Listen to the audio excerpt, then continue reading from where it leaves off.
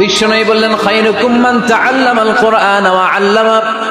তোমাদের মধ্য থেকে ওই ব্যক্তি আল্লাহর কাছে সবচাইতে বেশি সেরা, যে নিজে কোরআন শিখে অন্যরে শিখায়া দেয়।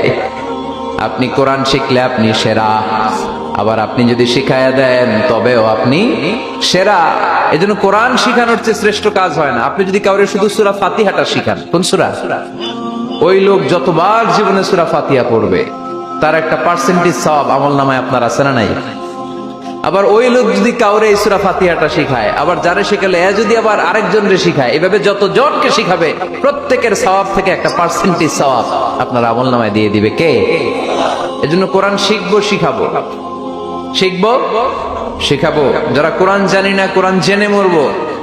No excuse will be granted that day. সেদিন কোনো অজুহাত আল্লাহ গ্রহণ করবে না। সব পারো, কোরআন পারো না কেন? সবই তো পারো।